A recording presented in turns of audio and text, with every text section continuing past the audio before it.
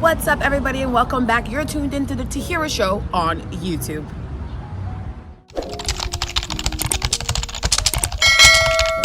With the rest of the previous content that I've been putting out, you guys see I've been giving the chapters and stuff like that. We're starting with part one on this talk.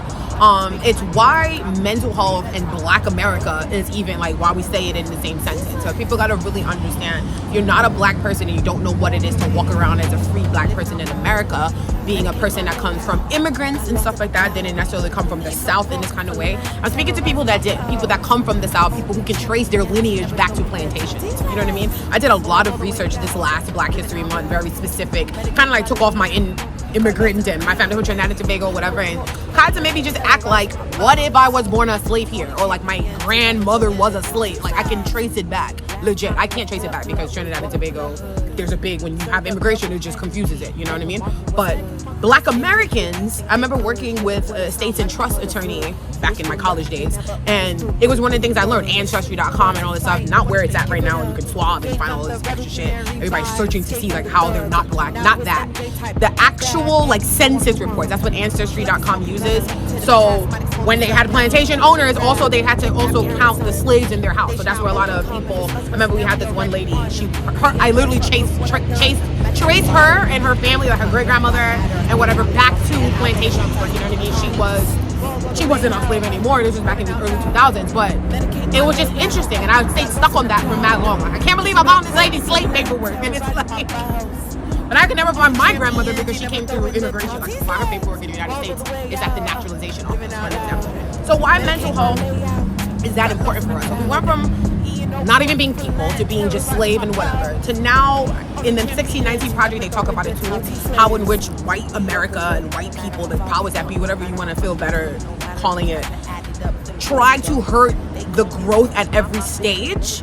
Is how like us talking about Black mental health and me even being out here on YouTube talking about it is like a shining fucking light from our ancestors, right? You went from being treated like nothing to fighting to now we get to talk about it. So that's why I wanted to open this up for you guys. It's not you want to say the stigma is not there. You give yourself the stigma at this point. It's 2023. We've been talking about mental health across all spectrum since the COVID situation. It's been on the screen, it's been on the news, we've been talking about it from the highest levels of our presidents across the world, different presidents, different world leaders. So we know mental health is here, right? It's up to us now as Black people to understand why it's important for us and what of all these other generational traumas that we still hold within us. In the 1619 project, she breaks it down in a very, very, very specific way. When it comes to childbirthing, or like rapes and a bunch of shit like that. When it comes to the brokenness of our homes, where they take Black men out of the neighborhoods, or just tell, you know what I mean? All these things are part of what white people try to do to a specific race of people.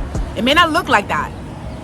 Like I heard a lot of people tell me, oh, but slavery was so long ago. I said, right, but you're looking to see us like on the, I don't know what, but look in the prison system right now and tell me how you see the difference between what you've seen in slavery and what you see now at Rikers Island. You can start there. 2 books when I was growing up was on my mandatory reading list. It was Mark Twain, The Adventures of Huckleberry Finn, and To Kill a Mockingbird. Both of those books featured Ron DeSantis and taking out books and information that talks about, he said, a specific race. But what about the books that Black students across the United States in a free educational U.S. Department of Education system had to learn about lynching? To Kill a Mockingbird. I had to read it. I had to write reports on it. I had to go to a white teacher and explain to her, what is this I understand from this? That alone triggers my mental health. If I stop and even think about it, it's like, Scarlet A I was down with. To Kill a Mockingbird, it's like, what are you trying to say here? Black students learn about the past treatments of Black Americans and watch current events regarding the murder of Black Americans. Then our exposure to violence, which is a key word from this vlog right here, violence, is outmasked by our exposure to peace. I wrote that and I shared that on my Instagram a week ago after I saw the little Jordan Neely thing that I did went kind of viral or whatever. It was like 5,000 people seen it and shared it, and I'm like, all right, and I'm shadow banned again. You know how it is. You hit a Black excellence and it's like, oh no, let's try to kill it because we don't want people to be woke. And I get it. They can't have a generation of woke ass Americans, but that's what they're dealing with. That's why every time you see what's going on, it's giving a protest. Yeah, because that's how we respond in America. Is show me what democracy looks like. Are always deemed, I don't know if it's because their skin color and like white seems right or bright and light, they're always seeing like it has to be something else that caused this. They're not just outwardly like Jeffrey Dahmer, a disgusting piece of scum on earth. in the Jeffrey Dahmer story, you see the white judge give him a break because the people that were kind of coming to stay in the neighborhoods he was going after were not affluent neighborhoods. They were middle class, let's say maybe lower class, single parents, immigrants type of people in the neighborhood. So even if Jeffrey were eating their fucking sons, Jeffrey's a white boy. So let's look at Jeffrey's life and see what we can do to make it a little bit easier for Jeffrey. So mental health is there when it comes to white America.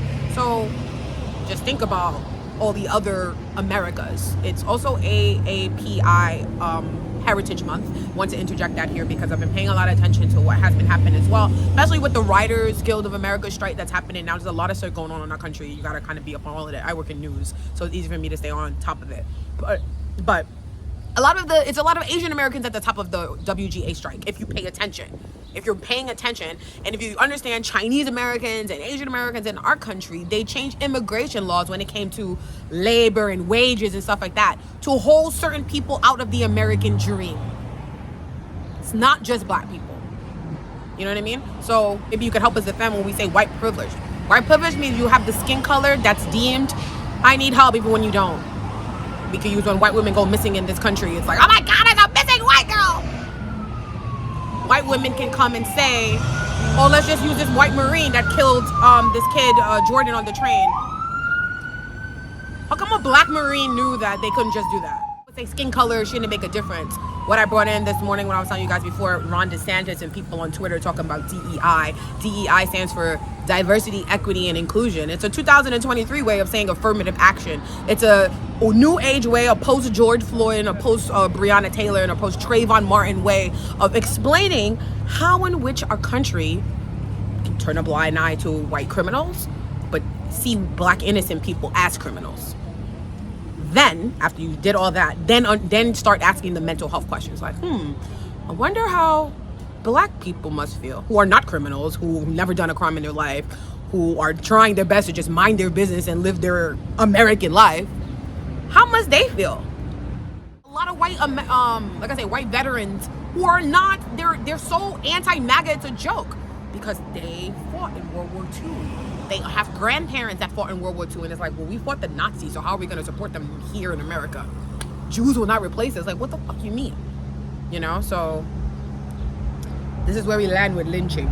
Part 3, though, stats about Black America and violence. So here's some scientific research. About a month ago, the Pew Research Center put out a report about race and identity in the black community.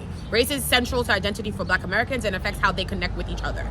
Part of it says, a significant share of black Americans also say that when something happens to black people in their local communities, across the nation, or around the globe, it affects what happens in their own lives, highlighting a sense of connectiveness. Black Americans say this even as they have diverse experience and come from an array of backgrounds. Skin color is what keeps us close together. The more and more I talk about it, the more they're just going to shadow ban and put onus is on us. They tagged us as black identity extremists. Same thing they tagged the Black Panthers after they killed the leaders. Rest in peace to Fred Hampton. In 2018, this is before COVID and before George Floyd. Just to talk about how, we're talking about it now, but it's been there for a while. They did a study. The summary of the study was this: police kill more than 300 black Americans, at least a quarter of them unarmed, each year in the USA. These events might have spillover effects on the mental health of people not directly affected. The findings of the research says 103,000 Black American respondents were exposed to one or more police killings of unarmed Black Americans in their state of residence in the 3 months prior to the survey. Each additional police killing of an unarmed Black American was associated with 0 to 14 additional poor mental Black American respondents. The largest effects on mental health occurred in the 1 to 2 months after exposure, with no significant effects estimated for respondents interviewed before police killings. Mental health impacts were not observed among white respondents and resulted only from police killings of unarmed Black Americans, not unarmed white Americans or armed Black Americans. Very specific what the research was trying to pull out. The interpretation of the research found police killings of unarmed Black Americans have an adverse effect on mental health among Black American adults in the general population. Programs should be implemented to decrease the frequency of police killings and to mitigate adverse mental health effects within communities when such killings do occur.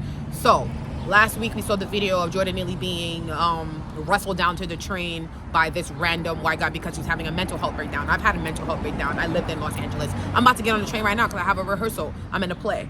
If I have a mental health breakdown on my way to the rehearsal, I'm going towards a white community, New Jersey.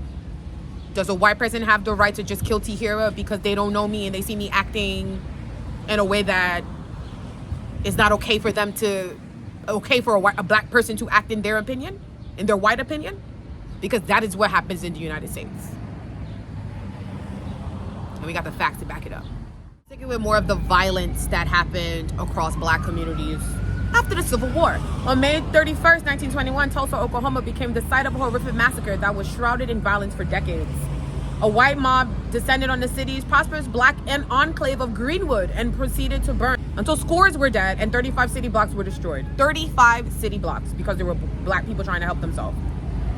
Tulsa wasn't like a one-off, as the white people would like to tell you. Oh my God, okay, Tulsa, but